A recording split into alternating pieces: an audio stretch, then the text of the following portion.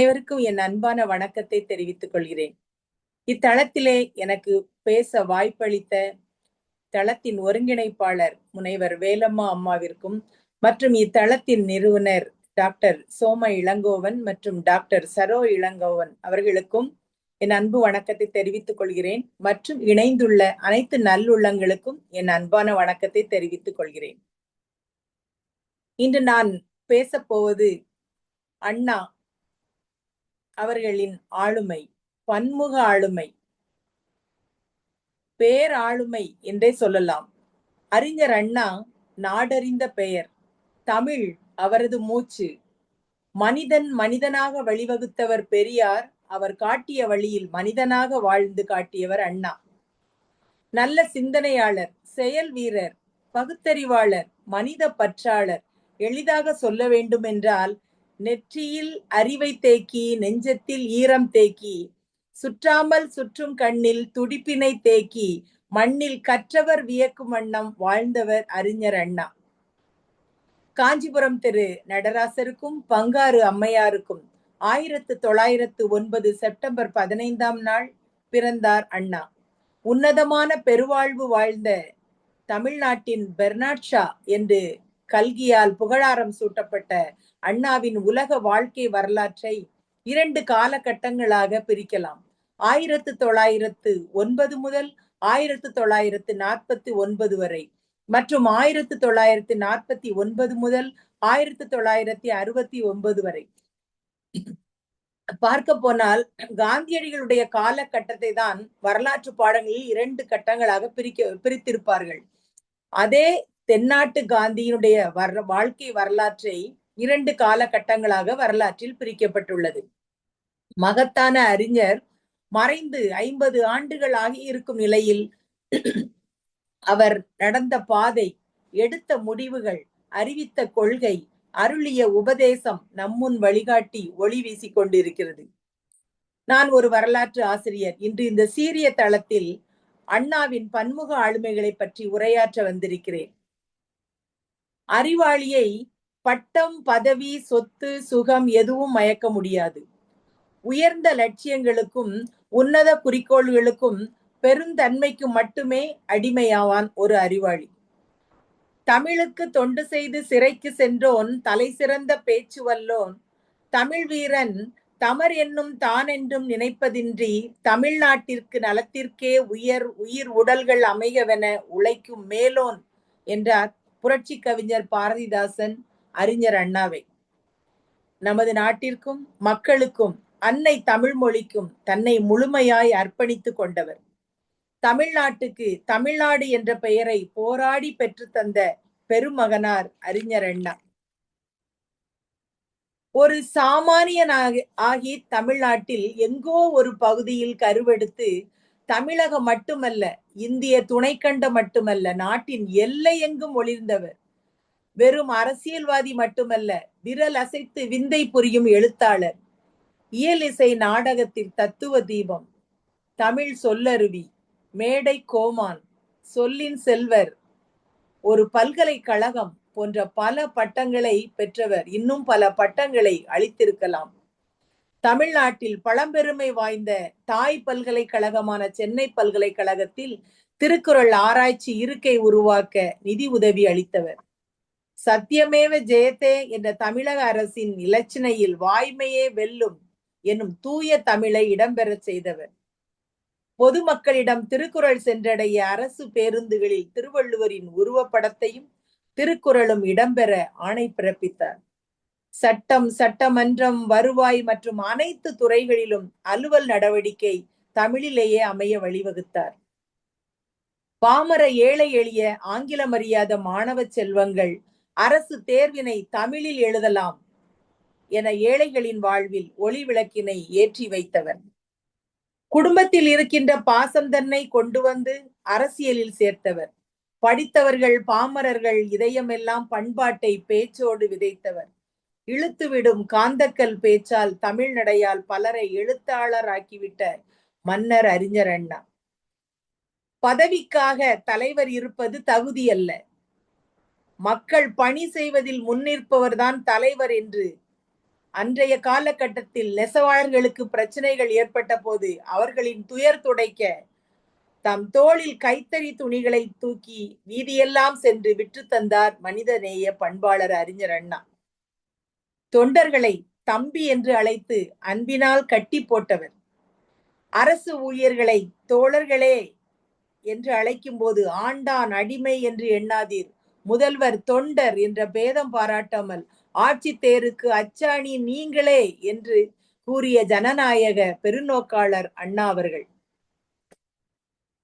குரட்டை விட்டுக் கொண்டிருந்த தமிழனை நீ யார் என்று அடையாளம் காட்டி எழுப்பிவிட்ட பெருமை ஈரோட்டு பகலவன் பெரியார் அவர்களுக்கு உரியது. அந்த தமிழன் மீண்டும் படுத்து உறங்கி விடாமல் சூறாவளியாக சுழன்று வந்து தமிழை அழியாமல் காத்தது காஞ்சி அண்ணனுக்கே உரியது. ஏ தாழ்ந்த தமிழகமே என்று எடுப்பான குரல் எடுத்து அவர் முழங்கி இராவிட்டால், அன்புள்ள தம்பிக்கு என்று வாஞ்சையுடன் தமிழை தொடர்ந்து எழுதியிராவிட்டால் தமிழருக்கு விழிப்புணர்ச்சி மறுமலர்ச்சி ஏற்பட்டிருக்க முடியாது. Tap the rich and pat the poor என்ற மார்க்சின் சமத்துவ கொள்கையை நெஞ்சிலே பதித்து கொண்டு ஏழையின் சிரிப்பில் மட்டுமே இறைவனை காண்போம் என்ற சிந்தனை கொண்ட அன்பின் இதயம் அண்ணா. எலிக்கு கூட வலை இருக்கிறது, குருவிக்கு கூட கூடு இருக்கிறது, பாம்புக்கு கூட புற்று இருக்கிறது. ஆனால் ஆறறிவு மனிதர் குந்த குடிலின்றி நடைபாதையில் வாசிகளாக வாழ்கிறார்களே என்று எண்ணி அவர்கள் வாழ வீட்டு வசதி செய்து கொடுத்தவர். ஒரு நிகழ்வை கூற விரும்புகிறேன். ஒரு முறை திராவிட கழக கூட்டத்திற்கு மின்சாரமே காணாத ஒரு குக்கிராமத்திற்கு அண்ணா செல்கிறார். பெட்ரோமாக்ஸ் விளக்கொளியில் அவர் பேசுகிறார். பேசி முடித்ததும் அந்த கிராமத்தில் உணவு விடுதி கிடையாது. கூட இருந்த தொண்டர் தன்னுடைய மனைவியிடம் கூறி அண்ணாவும் தொண்டர்களுக்கும் உணவு சமைக்க வேண்டும் என்று கூறுகிறார். அண்ணாவிடமும் சொல்லிவிடுகிறார், தங்கள் வீட்டில் எங்கள் வீட்டில் நீங்க வந்து உணவு உண்ண வேண்டும் அப்படின்ட்டு. அண்ணாவும் சரி என்று தன்னுடன் வந்தவர்களையும் கூட்டிக் கொண்டு அந்த அம்மா தொண்டரோட வீட்டுக்கு போறாங்க. போனா அந்த விளக்கொளி வந்து அந்த சிம்னி விளக்குன்னு சொல்லுவாங்க, அப்படி அந்த சின்ன வெளிச்சம் தான் இருக்குது. அந்த தொண்டரின் மனைவியோ இருட்டுல என்ன பண்றாங்க, அவசரமா சமையல் பண்ணும்போது மண்ணெண்ணெய், சமையல் எண்ணெய்க்கு பதிலாக மண்ணெண்ணெயை ஊற்றி சமையல் செய்து விடுகிறார். அனைவருக்கும் உணவு பரிமாறப்படுகிறது. நெடி தாங்காமல் அண்ணாவுடன் வந்திருந்தவர்கள் எல்லாருமே சாப்பிடுவது போல் நடித்து விட்டு எழுந்து விட்டனர். அண்ணா அந்த குழம்பை ஊற்றி நன்றாக பிசைந்து சாப்பிடுகிறார். சாப்பிட்டு விட்டு அருமை என்று சொல்லிவிட்டு வாழ்த்து சொல்லிட்டு வெளியே வர்றாரு. வெளியே வரும்போது உடன் இருந்த தொண்டர்கள் எல்லாம் கேக்குறாங்க, என்னன்னா நீங்க மண்ணெண்ணெய் கலந்த சாப்பாடை சாப்பிட்டு விட்டு அருமை என பொய் சொல்லிட்டு வந்துட்டீங்க அப்படின்னு கேக்குறாங்க.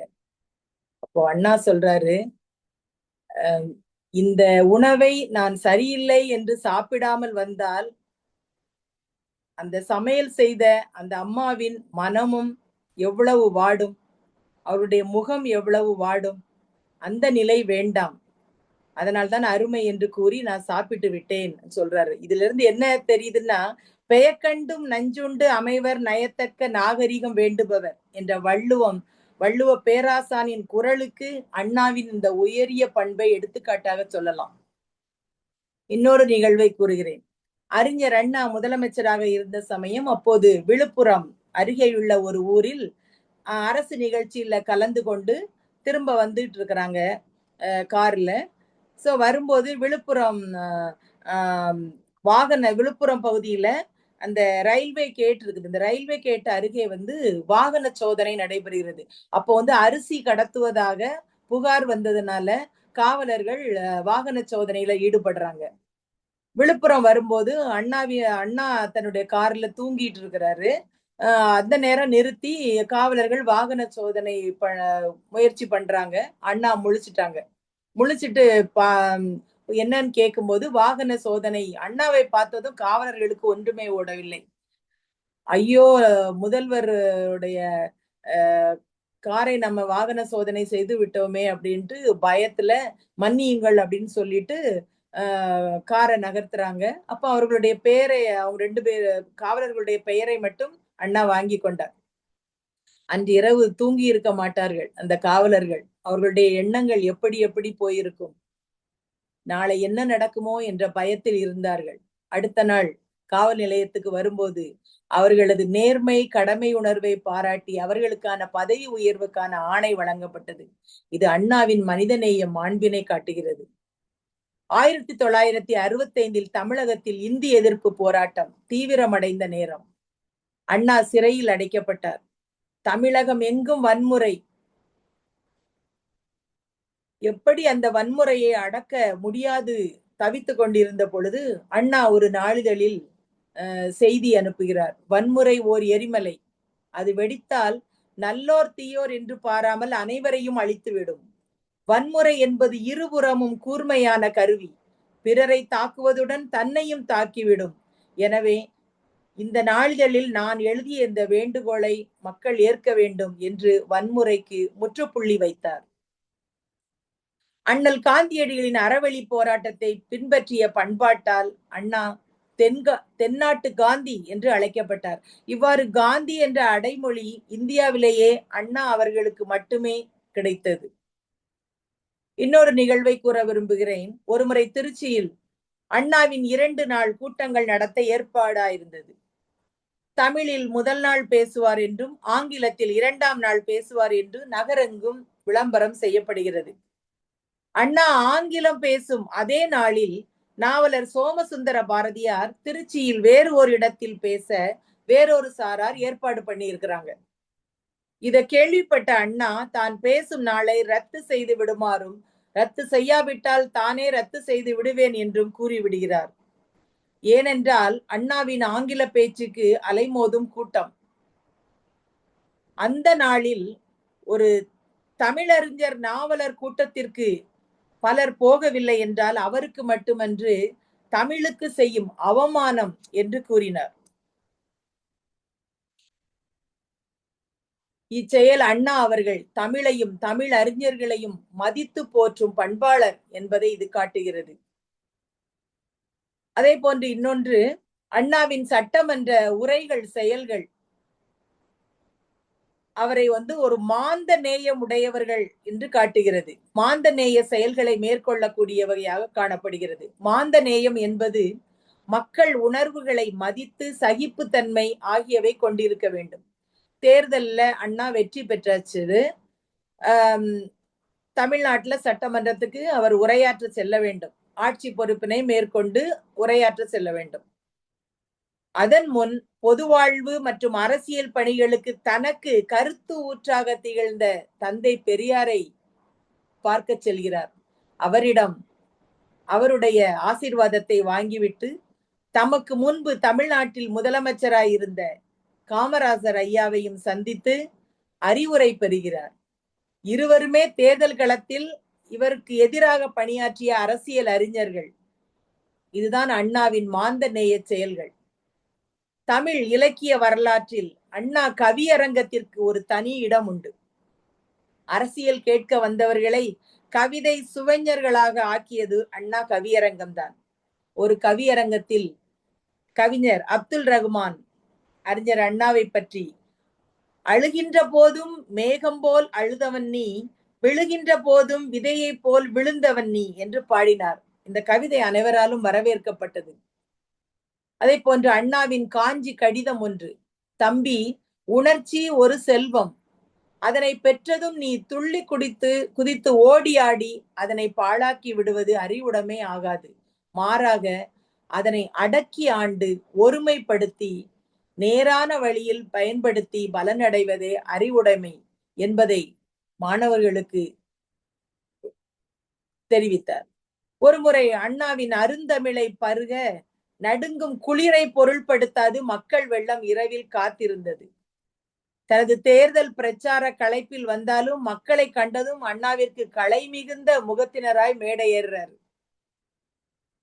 அந்த நேரத்தில் தூக்கத்தோடு இருந்தவர்களுக்கு என்ன உற்சாகம் கொடுக்க முடியும், என்ன உத்தி கையாள வேண்டும் என்பதை அவர் தீர்மானித்து மைக்கை பிடித்தார். மாதமோ சித்திரை, மணியோ 10:30, உங்களை தழுவதோ நித்திரை, மறக்காது இடுவீர் எனக்கு முத்திரை என்றதும் விண்ணதிர எழுந்தது மக்கள் கரவொலி. எவ்வளவு நகைச்சுவை வாய்ந்த ஒரு சிறந்த அறிஞர். இது போன்ற அண்ணாவின் உரைக்கு எப்போதுமே தனிச்சிறப்பு உண்டு. அவர் உரையில் வரலாறு இருக்கும், இலக்கிய நயம் இருக்கும், நகைச்சுவை இருக்கும், உவமைகள் இருக்கும், மூத்தோர் பழமொழிகள் இருக்கும். இவர் பேச்சாற்றல் பரவாத இந்திய இடங்களே இல்லை. அண்ணாவிடம் பிரமிக்கத்தக்க நினைவாற்றல் இருந்தது. ஒரு முறை பாடத்தை படித்தாலும் சிந்தையில் பதித்துக் கொள்ளும் திறன் பெற்றிருந்தார். அப்படிப்பட்ட அண்ணா இருமுறை SSLC தேர்வில் தோல்வி அடைந்திருக்கிறார். தோல்வியை கண்டு அவர் துவளவில்லை. மீண்டும் விடாமுயற்சியுடன் தன்னம்பிக்கை கொண்டு வெற்றி பெற்று ஒரு சிறப்பான அறிஞராக இந்த உலகத்துக்கு தன்னை காட்டியவர். ஒவ்வொரு வீட்டிலும் ஒரு நூல் நிலையம் அமைக்கப்பட வேண்டும் என்றார். சென்னை தங்கசாலையில் உள்ள பண்டிட் ஆனந்தம் என்பவரது நூல் நிலையமும், பாந்தியன் சாலையில் உள்ள கன்னிமாரா பொது நூலகமும் அண்ணாவின் அறிவுக்கு அடித்தளம் அமைத்து கொடுத்தவை என சொல்லலாம். அண்ணாவை கவர்ந்த அறிஞர்கள் Rousseau, Waldo, Karl Marx, Kemal Pasha, Luther, Socrates, Lincoln, Lenin, Tolstoy போன்றவர்கள். இவர்களிடமிருந்து அவர் நிறைய தத்துவத்தை அவர் பெற்றுக்கொண்டார் அவர்களுடைய புத்தகங்களில் இருந்து. டெல்லியில் மாநிலங்களவை உறுப்பினராக இருந்தபோது அண்ணா முதலாக அங்கே ஆங்கிலத்தில் ஆற்றிய சொற்பொழிவு வரலாற்று புகழ் பெற்றது. அவர் பேச்சு அழகுடனும் சொல்லாட்சியுடனும் கருத்து செறிவுடனும் இருந்ததை சபை உறுப்பினர்கள் மெய்மறந்து கேட்டுக்கொண்டிருந்த போது இடைவேளைக்குரிய நேரம் வந்துவிட்டது. பேச்சு நிறுத்த வேண்டும். ஆனால் அவர் தொடர்ந்து பேசலாம் என்று அப்போது தற்காலிக தலைவராக இருந்த திருமதி வயலட் ஆல்வா பெருந்தன்மையோடு அனுமதி வழங்கினார். அண்ணாவின் பேச்சு அவர்களை அந்த அளவு ஈர்த்தது. ஆற்றலுறும் தமிழியக்கத்தின் அறிவாலயம், அன்பு கொண்ட உள்ளத்தார்க்கு எழிலோவியம், ஏற்றமிகு தமிழினத்தின் உயிரோவியம், ஏழையர்தம் இதயத்து அழகோவியம் அறிஞர் அண்ணா. நாடு காக்கும் வீரர் கூட உன் நாவன்மையில் வீறு கொண்டனர். பாடுகின்ற புலவர் கூட உன் பார்வைக்கோர் பாட்டிசைத்தனர். ஆடுகின்ற மங்கையர் கூட உன் அழகு கவி கேட்டு நின்றனர். ஓடியாடுகின்ற சிறுவர் கூட உன் ஒய்யார பேச்சில் தமை மறந்தனர். வீறு கொண்ட நின் பேச்சு கழக வெற்றிக்கு உயிர் மூச்சு என பாடினார் கவி ஒருவர்.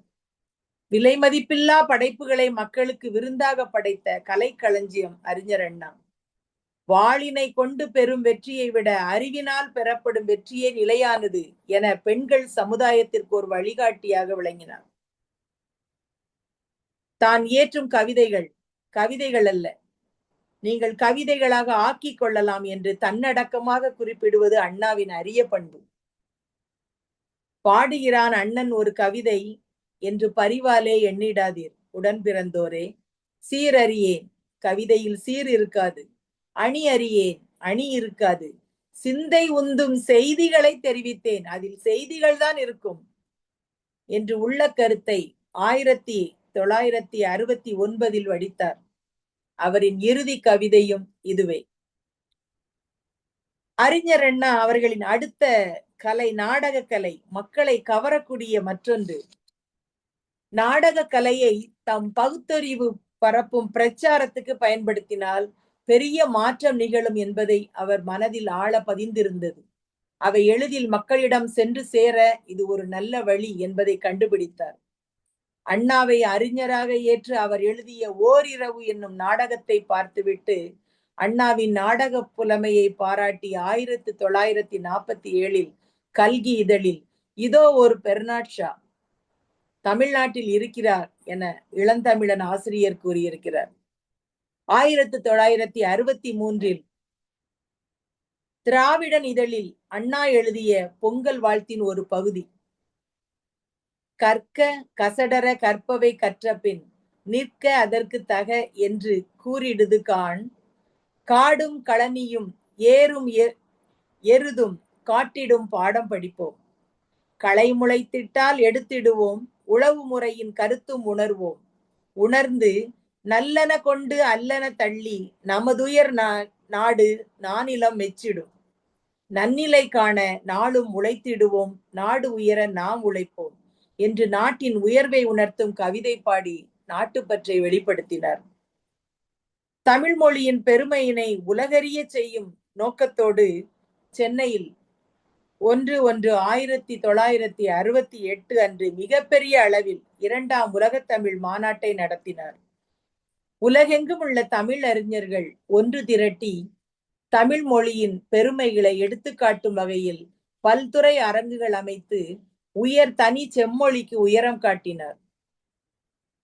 உலகின் 2வது அழகிய கடற்கரை என போற்றப்படும் சென்னை மெரினா கடற்கரையில் என்றும் இளமையோடு இருக்கும் தமிழுக்கு தொண்டு செய்து வாழ்ந்து கொண்டிருக்கும் 10 தமிழறிஞர்களை நிறுவினார். தமிழர்களின் பண்பாட்டு படிவமாக இருக்கும் முதற் காவிய நாயகியான கண்ணகிக்கும் சிலை வைத்தார். சென்னை மாநிலம் என்று இருந்த பெயரை தமிழ்நாடு என்று இன்றும் பெருமையுடன் அழைக்க அரசியல் சட்டத்தில் உரிய திருத்தம் செய்திடும் பெயர் மாற்ற தீர்மானத்தை சட்டப்பேரவையில் ஏற்க செய்தார். அறிஞர் அண்ணா அவர்கள் எழுத்தாளர்களை 6 வகையாக பிரிக்கிறார். மனதில் தோன்றுவதை எல்லாம் தீட்டுவோம், யாருக்கு எது தேவையோ அதை எடுத்துக் கொள்ளட்டும் என்று எழுதி தள்ளும் அலை எழுத்தாளர். சீதையின் முகத்திலே பூரண சந்திரனையும் அனுமனின் வாலிலே அண்டத்தின் சக்தியையும் கண்டு மக்களுக்கு கூறும் கலை எழுத்தாளர். இன்னின்ன ரேட்டுக்கு இப்படி இப்படி எழுதி தருவது என்ற விலை எழுத்தாளர். இன்று எழுதாவிட்டால் ஊதியம் இல்லையே என்ற வருத்தத்துடன் எழுதும் உலை எழுத்தாளர். சித்திர நடையாலும் சித்திரங்களாலும் படிப்போரின் சிந்தனையை கவர்ந்து தமது கட்சிக்கு ஆள் பிடிக்கும் வலை எழுத்தாளர். உண்மையை உரைப்போம், இல்லாததை உரைத்து இடர் விளைவித்த எழுத்தாளர்களின் பிடியிலிருந்து மக்களை விடுவிப்போம் என்ற கருத்துடன் மக்களை உள்ள நிலை எழுத்தாளர் என 6 வகையாக எழுத்தாளர்களை பிரிக்கிறார். இதுல சொல்றாரு, அந்த லாஸ்டா உள்ள இந்த நிலை எழுத்தாளர்களுடைய எண்ணிக்கை மிக குறைவு. கல்லாத பாமர மக்களையும் எழுத்தாளர்கள் தெள்ள தெளிந்த சிந்தனை உடையவர்களாக மாற்றும் வல்லமை கொண்டிருக்க வேண்டும் என்று கூறுகிறார். 1938 இருந்து 8 பெரிய நாடகம், 40க்கு மேற்பட்ட ஓரங்க நாடகம் படைத்துள்ளார். நாடகம் மனித உள்ளங்களை திறக்கும் திறவுகோல் என்கிறார். அண்ணா அவருடைய நாடகங்கள்ல சமுதாய சீர்திருத்த கருத்துக்கள் அடங்கி இருக்கும். நாடக படைப்பு மட்டுமல்ல, சந்திரோதயம் அப்படிங்கிற ஒரு நாடகத்துல இவர் ஒரு சிறந்த கதாபாத்திரத்துல நடித்திருக்கிறார்.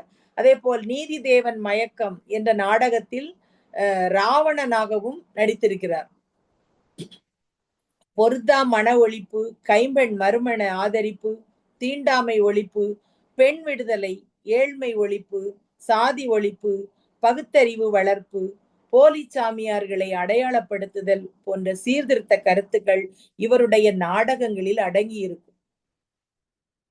தமிழ்நாட்டு மக்களிடம் மட்டுமல்லாமல் எல்லா மக்களிடமே பரிவு காட்டியவர்.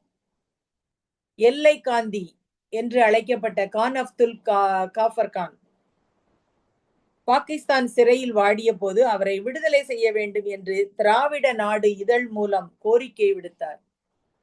ரோம் சென்று போப்பாண்டவரை சந்தித்து அண்ணா அவரிடம் கோவா விடுதலை வீரர் ரானடேயை சிறையில் இருந்து விடுவிக்க வேண்டும் என்று கோரிக்கை வைத்தது அவருடைய மனிதாபிமானத்தை உலகெங்கும் பறைசாற்றுகிறது. அண்ணா தாம் கொண்ட கொள்கையினை அதிகாரத்திற்கும் ஆணவத்திற்கும் அடிபணியாது உறுதியோடு மக்களுக்கு எடுத்து கூறியவர். நாடகத்துறையில் அண்ணாவின் நுழைவு ஒரு புதுமையையும் அரும் மலர்ச்சியையும் உண்டாக்கியது. திரைப்பட துறையிலும் தம் சீர்திருத்த கருத்துக்களை உரையாடல் திறன் மூலம் மக்களை மயக்கினார் அண்ணா. அண்ணாவின் மேடை பேச்சு மக்களை சிந்திக்க வைத்தது. அண்ணாவின் சட்டமன்ற பேச்சு எதிர்கட்சியினரை நண்பர்களாக்கியது. பொதுக்கூட்டங்களிலும் சட்டமன்றத்திலும் உரையாற்றும் போது இடையே நகைச்சுவை ததும்ப ததும்ப அரங்கம் குலுங்க குலுங்க சிரிப்பலை வீசும்படி உரையாற்றியுள்ளார். ஒரு நிகழ்வை கூற விரும்புகிறேன். ஒரு வீட்டில் துக்க நிகழ்ச்சி. அவர் உரையாற்றும் போது இந்த நிகழ்வை வேடிக்கையாக சொல்கிறார். ஒரு வீட்டில் துக்க நிகழ்ச்சி, பெண்கள் அழுது கொண்டிருக்கிறார்கள். ஒரு பெண் அழும்போது பந்தலிலே பாவக்கா, பந்தலிலே பாவக்கா என்று அழுதாளாம். அதை புரிந்து கொண்ட அதே வீட்டில் உள்ள பெண்ணொருத்தி, அதை விதைக்கல்லோ போட்டிருக்கேன், விதைக்கல்லோ போட்டிருக்கேன் என்று தன் பாகற்காயை காத்து கொண்டாளாம். இப்படி சிறு சிறு நகைச்சுவை நிகழ்வுகளை புகுத்தி மகிழ்ச்சியில் ஆழ்த்தி தன் கடமை, கண்ணியம், கட்டுப்பாடு, கருத்தினை கூறி சிந்திக்க வைப்பதில் சிறந்தவர் அண்ணா. 1967 முதல்வராக பொறுப்பேற்ற அறிஞர் அண்ணா சென்னை வானொலியில் விடுத்த செய்தி, எனக்கு தயக்கம் ஏற்படும் போது ஊக்கம் கொடுங்கள், நான் தவறு செய்யும் போது திருத்துங்கள், தடுமாற்றம் ஏற்படும் போது உற்சாகம் கொடுங்கள், இதுதான் மக்களுக்கு விடுக்கும் எனது வேண்டுகோள் என்கிறார். இந்த வரிகள் அறிஞர் அண்ணா ஒரு சிறந்த தலைவர் என்பதை நமக்கு உணர்த்துகிறது. தலைவன், தளபதி, வீரன் என்போரை அரசியல் உலகில் காணலாம். ஆனால் அண்ணன் தம்பி பாசத்தை அரசியலில் உருவாக்கி பகைவரை ஈர்க்கும் பண்பில் கொடிகட்டி பறந்தவர் அண்ணா. 1968 அமெரிக்க ஏல் பல்கலைக்கழகம் அமெரிக்கர் அல்லாத வேறு எவரும் பெற முடியாத சப் ஃபெலோஷிப் என்னும் சிறப்பு விருதினை அண்ணாவிற்கு வழங்கி பெருமைப்படுத்தியது. அண்ணா உள்ளத்தில் கட்டுண்டு கிடந்த தமிழ் புதையலை தமிழக உள்ளங்கள் தோறும் பகிர்ந்தளித்து பண்பாடு காத்தவர். எண்ணிலடங்காத அவரது படைப்புகளை மக்களின் எண்ணந்தோறும் அன்னை தமிழாக அளித்தார். தமிழ்நாட்டில் தலை சிறந்த பேச்சாளரை பலரை உருவாக்கிய பெருமை இவரைதான் சாரும். அண்ணா நாவசைத்தால் நாடசையும் என்ற நிலையை உருவாக்கி சொல்லாற்றலின் உயர்வை உலகுக்கு உணர்த்தியவர். இவரின் பேச்சாற்றல் மாணவர்களுக்கு ஒரு புதிய நல்ல திருப்பத்தினை கொடுத்தது என்பார்கள். அண்ணா என்ற மூன்றெழுத்து அறிஞர் தமிழ் என்ற மூன்றெழுத்தை உணர்வில் கொண்டு கனிவு, அழகு, அறிவு, கல்வி, கேள்வி, கடமை, வீரம், புகழ் பெற்று சொல்லில் ஆழம், உரம் கொண்டு இருளை போக்கும் ஞாயிறு போல உறவு முறையில் தம்பிக்கு பல செய்திகளை சொல்லி சென்றவர். அண்ணா என உலகில் பேரானவன் எனின் ஆகாயம் பேர்ந்தாலும் பேராதவன், வண்ணக்குரல் போல் மறையானவன் எனின் மண்ணுலகம் உள்ள மட்டும் மறையாதவன் என்ற கவிதை உண்மையே. அண்ணா அவர்கள் வெறும் அரசியல்வாதி மட்டுமல்ல, விரலசைத்து விந்தைகளை புரிந்த மகத்தான எழுத்தாளர். தமிழகத்தில் பிறந்தெழுத்த தத்துவ தீபம், மாபெரும் மனிதாபிமானி. டாக்டர் மு. வரதராசனார் கூறுகிறார், காஞ்சி ஈன்ற கலைமணி அண்ணா ஆன்றோர் புகழும் அறிவில் உழைப்பால் ஆற்றல் மிக்க அருஞ்சொல் வளத்தால் ஏழை மக்கள்பால் ஏங்கிய உளத்தால் தமிழர் தம் தலைவராய் தலைத்திட கண்டோம் என்கிறார். அதை போன்று அண்ணாவின் எழுத்தை போற்றிய சான்றோர் பலர். தந்தை பெரியார் சொல்கிறார், பாராட்டுக்கு உரியவர் பகுத்தறிவு கொள்கைப்படி துணிந்து இமயமலை அளவு எதிர்ப்பு வந்தாலும் கவலை ஏதும் கொள்ள மாட்டார். அவருடைய தன்னம்பிக்கையை இதுல சொல்றார். இந்திரா காந்தி அம்மையார் சொல்றாங்க, அண்ணாதுரை உண்மையான ராஜதந்திரி, புகழ் வாய்ந்த இந்தியர் என்கிறார். ஔவை சு. துரைசாமி தூய மரியாதை வீரராய் மான மாண்புடைய கட்டிளம் தமிழ் தோன்றல் என்கிறார். டாக்டர் மு. வரதராசனார் தோழர் அண்ணாதுரை கருத்து புரட்சி செய்து வரும் வீரர். அவருடைய சொற்பொழிவு கற்றோருக்கு அறிவு விருந்து ஆகிறது, கல்லாதவருக்கு பகுத்தறிவு தூண்டுகோல் ஆகிறது, கருத்து வேறுபாடு உடையவர்களுக்கு ஆராய்ச்சி சுடர் விளக்கு ஆகிறது என்கிறார். கலைவாணர் NS கிருஷ்ணன் சொல்கிறார், உருவம், குணம், அன்பு, பண்பு, அடக்கம், ஆண்மை இவற்றின் தீவிர தமிழன் நமது அண்ணா. நாட்டு மக்களின் முன்னேற்றமே அண்ணாவின் கொள்கையே தவிர சுயநலமோ பதவி மோகமோ மருந்துக்கு கூட அண்ணாவிடம் கிடையாது என்று கூறுகிறார்.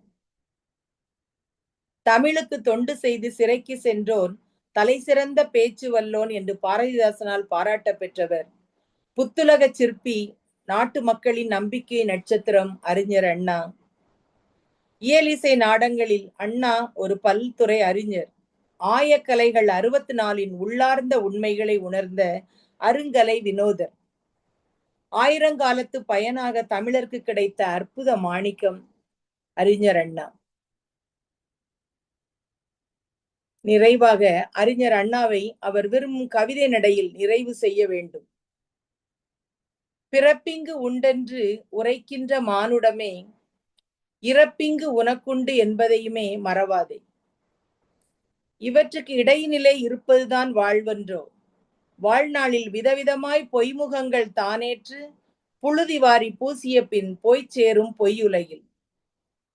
உலகத்தோர் ஒளி பெறவே ஒளி வீசும் ஞாயிறாக மனிதகுலம் நலம் பெறவே வலம் வந்த அண்ணாவை நெஞ்சத்து நினைவுகளில் நித்தமதாய் நிலை பெற்று ஒட்டுமொத்த தமிழினமே பெருமை எனும் விதமாக தன்னகத்தே கொண்டதனால் தலை கனந்த தமிழகமே வறுமையது வலைவீசி வாட்டிடவே நினைத்தாலும் வறுமையதை ஏணியாக மாற்றிய நம் மாமனிதர். மாற்றானின் தோட்டத்து மல்லிகைக்கும் மனமுண்டு என்கின்ற செய்தியினை ஏற்றமுடன் எடுத்துரைத்தவர். குடும்பத்தின் குரல் வளையை ஏழ்மையது நெறித்தாலும் துளியேனும் துவளாமல் துரத்திவிட்டார் ஏழ்மையதை. இவை யாவும் இவருக்கு இணையற்ற அஸ்திவாரம். அண்ணாவின் அரசியல் நிகழ்வுகளை நினைத்திட்டால் பகுத்தறிவெனும் சிப்பிக்குள் வளர்ந்த நன் முத்தென்று ஒப்பற்ற நற்றமிழாய் ஓங்கி நாமும் உரைத்திடலாம். அறிஞர் அண்ணாவின் இத்தகைய ஆளுமை தன்மைகளை, பன்முக ஆளுமை தன்மைகளை இன்றைய தலைமுறையினரும் இனிவரும் தலைமுறையினரும் தெரிந்து கொள்ள வேண்டும் என்பதில் எனக்கு ஒரு அவா. அந்த நோக்கிற்காக நான் இந்த தலைப்பை எடுத்து புத்தகங்களிலிருந்து பல தகவல்களை எடுத்து நான் இன்று பேசினேன். வாழ்ந்தவர் கோடி, மறைந்தவர் கோடி, மக்களின் மனதில் நிற்பவர் யார் என்றார் கவியரசு கண்ணதாசன். இவ்வரியின்படி தமிழகத்தில் வாழ்ந்து மறைந்தவர்கள் இன்னமும் பன்முக ஆளுமை கொண்ட அறிஞர் அண்ணா அவர்களை மனதில் அவர்களோடு வாழ்ந்து கொண்டு இருக்கிறார்கள் என்று கூறி வாய்ப்பளித்த வேலம்மாள் அம்மாவிற்கும் மற்றும் அறிவியல் மன்றம் உள்ள அனைத்து நல்லுள்ளங்களுக்கும் என் நன்றியினை தெரிவித்துக் கொள்கிறேன். நன்றியை அனைவருக்கும்.